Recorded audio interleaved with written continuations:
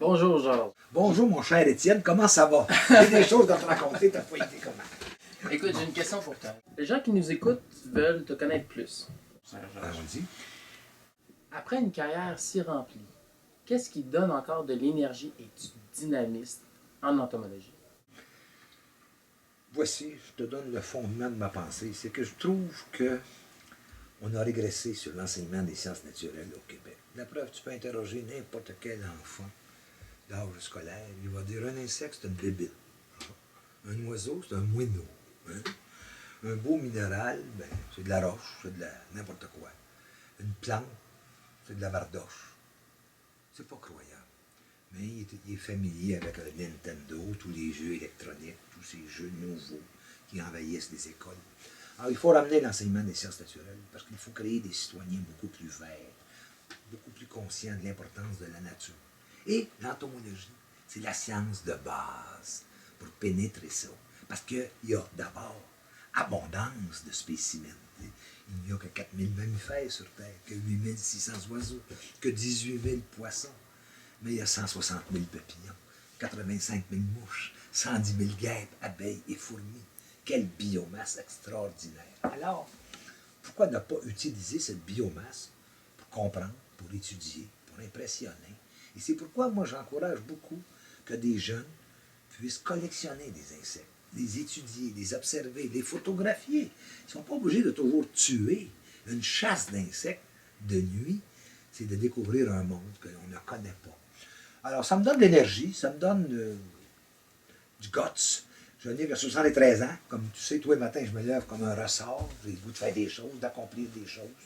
Alors, jusqu'à la fin de mes jours, moi, j'aimerais l'entomologie. Je continuerai à collectionner. Ma collection est faramineuse. Je n'ai jamais collectionné pour moi-même.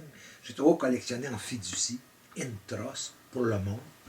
Parce que moi, avant d'être entomologiste, j'étais humaniste. Moi, j'ai toujours aimé le monde. J'aime le monde. Tu n'as pas idée comment j'aime le monde. Donc, toute ma vie a été dédiée au monde. Alors, c'est pour ça que j'ai fait l'Insectarium de Montréal, puis d'autres dans le monde. Et les gens méritent qu'on s'intéresse à eux et qu'on leur facilite des choses. Alors, moi, j'essaie de faciliter aux gens la découverte des plus beaux insectes du monde. C'était le but de l'Insectarium. Et comme vous le savez, c'était populaire. C'était accessible. C'était pour le monde. Au niveau du monde. Moi, j'aime le monde. Alors, c'est pour ça que je continue. Tant que j'aurai des énergies, je vais continuer. J'enseigne l'entomologie, je prône l'entomologie, je fais des conférences, je chasse, je voyage, je fais de la télévision, j'écris. Que veux-tu de plus? Tout ce qu'il faut, je suis prêt à le faire.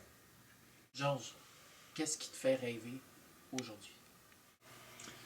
J'ai un rêve que j'ai dans le fond du cœur depuis toujours. Je voudrais fonder des laboratoires de sciences naturelles dans les écoles primaires, partout au Québec.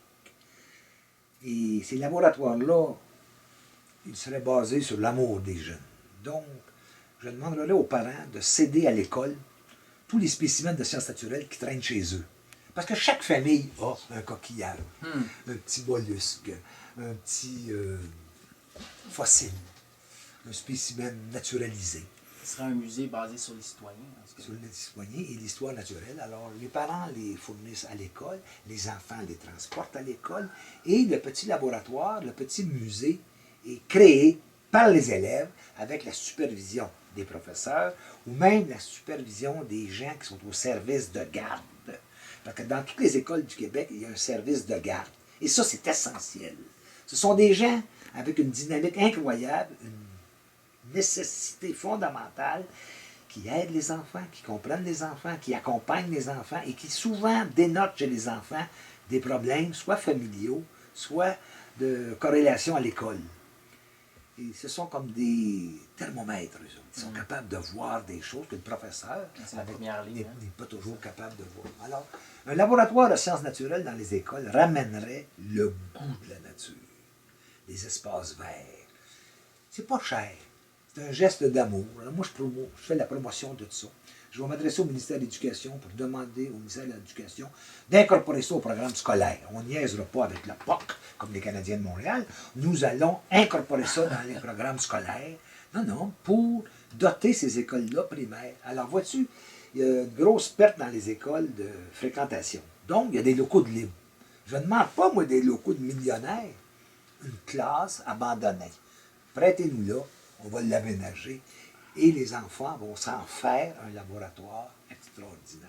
Et les professeurs pourront donner des cours à l'intérieur de ce laboratoire-là, entouré, un petit peu comme ici, d'objets, d'insectes vivants, tout ce qu'il faut pour créer un intérêt.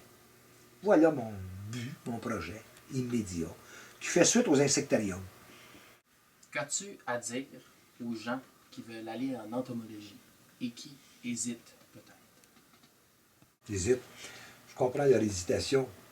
Il faut dire que l'entomologie n'a jamais été très, très, très populaire, si ce n'est que pour une centaine de maniaques, de passionnés, et c'est correct. Je te donne l'exemple suivant. Nous avons une société d'entomologie ici qui groupe même pas 100 membres. En Europe, en France, par exemple, il y a une centaine de sociétés entomologiques et certaines d'entre elles ont 2500 membres. Alors, c'est là que tu vois l'importance de l'entomologie en Europe comparée à nous autres. Alors, il y a une place énorme pour développer des entomologistes au Québec, soit amateurs, soit professionnels. Alors, ce que je suggère, moi, c'est des clubs entomologiques pour les jeunes et d'autres pour les seniors, pour que chacun y trouve son niveau, parce qu'il y a des niveaux dans l'entomologie. Il y en a qui commencent, c'est très bien. Et j'apprécie beaucoup tous ces entomologistes du Québec qui sont très généreux, qui donnent du temps, de l'énergie. Je pourrais vous en nommer plusieurs. Je crois sincèrement qu'il y a beaucoup d'entomologistes très, très, très, très généreux au Québec qui sont prêts à donner du temps pour former des jeunes, pour aider des jeunes et leur faciliter les détails de la connaissance et du matériel. Ça prend un minimum de matériel. Comme les gens qui me disent, tu chasses partout au monde, ton équipement doit être énorme. Oui, oui, oui, mon équipement, c'est 20 $. Voyez-le ou pas, pour chasser partout au monde, j'ai un filet qui coûte 10 $, regardez bien, et des petits produits ridicules, des petits contenants. C'est pas croyable. C'est le métier le moins coûteux que l'on peut s'imaginer et accessible. Parce qu'il y a des insectes partout. D'ailleurs, qu'est-ce que tu as à dire aux parents qui ont des enfants qui veulent aller en entomologie, étudier les insectes? Il faudrait commencer par éduquer les parents pour leur enlever la peur. Je vais vous donner un exemple. J'ai ici, par exemple, un scorpion. Bon, c'est pas commun un scorpion, il n'y en a pas au Québec comme tel, mais les gens ont une peur morbide des scorpions et des araignées. À l'insectarium, il y a toujours 7-8 femmes assises dehors à la porte qui refusent de rentrer. Savez-vous quoi? Ils ont peur d'avoir peur. Le problème, c'est même pas ça. C'est qu'automatiquement, elles vont enseigner la peur à leur enfant. Elles me disent toujours, non, non, non, pas moi. Ben oui, madame, juste ta réaction, juste ton attitude va faire que tu vas enseigner la peur. Chez les enfants qui ont peur, c'est toujours une mère, une grand-mère, une vieille tante qui a inculqué la peur par sa réaction. L'enfant, il a 2-3 ans, lui aussi a peur. Alors moi, je réconcilie des humains avec une classe qui a beaucoup de classes, la classe des insectes et des arachnides. Alors, ce que je fais, je prends des spécimens comme ça, vivants, pas opérés. Ce scorpion-là, par exemple, a son venin et je le dépose dans ma main et bien sûr, il ne me pique pas. Pourquoi? C'est mon secret. Mais il ne me piquera pas. Ce serait la dernière fois qu'il piquerait. Voilà. Georges, quel message, quel cri du cœur t'as lancé aux entomologistes qui voudraient suivre tes traces? Traces.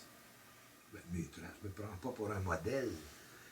Le cri du cœur, étudiez, perfectionnez-vous, internationalisez-vous. Trop longtemps, moi, j'ai eu de la misère au Québec en entomologie parce que les gens me disaient, mais ils ne sont pas du Québec. Mon Dieu, ben, non, ça vient d'Asie, ça vient...